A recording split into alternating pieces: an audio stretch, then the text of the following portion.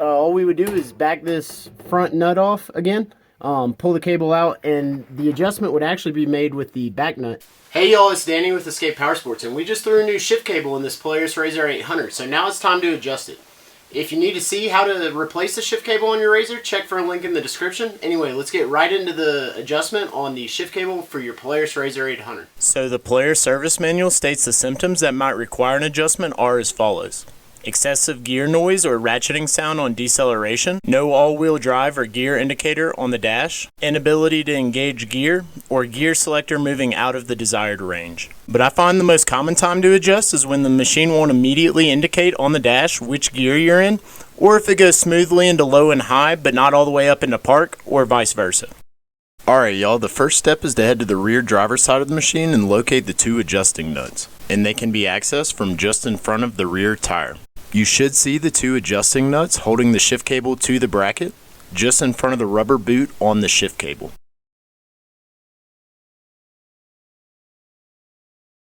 For step 2, in order to make accurate and precise adjustments, we need to count the threads visible behind the back nut. And you might need a brush or some parts cleaner to help make these threads more visible. Then if you're like me, grabbing a small pick will help count these tiny threads behind the back nut. Step 3 is as simple as grabbing a 21mm, or in this case a Crescent Wrench, and backing off that front nut, freeing the cable of the bracket and giving us access to spin the back nut that actually does the adjusting. Step 4 is making the actual adjustment with that back nut. The adjustment would actually be made with the back nut, adjusting how many threads we have visible here. We'd either move that nut forward or backwards depending on which direction you needed to go. So for example, if the machine goes smoothly up into park but not all the way back into high, I believe the adjustment would be to move this nut forward. Step 5 is our last step before a few quick tips, and it's as simple as getting the shift cable back in the bracket,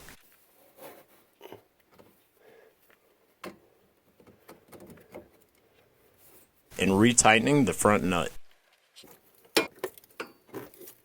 The only advice or tips I could give on it would be to make very small and minor adjustments and have a lot of patience, because it is definitely a trial and error process. So you can see we have 4 or 5 threads here visible behind the back nut. So maybe if we needed to adjust, maybe get it down to 3.5 or 4 threads, or 5.5 or 6, depending on which direction we needed to go.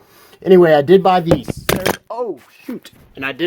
service manual for this bike, so I will leave in the description the exact wording for this procedure as described by Polaris in their service manual. But let me know in the comments if this kind of explanation overview kind of video is helpful or not at all. Check out part 1 where we did install the shifter, and let me know, like I said, in the comments if this kind of video is helpful or not at all. I appreciate y'all. I'd also really like to thank the couple or so guys who found this channel and some of this content and decided to subscribe. Keep sharing and commenting on these videos, and I'll keep trying to make them better every single time. I'm Danny with Escape Powersports. I really want to thank y'all for watching, and until next time, we'll see y'all on the trails. Trying to make sure,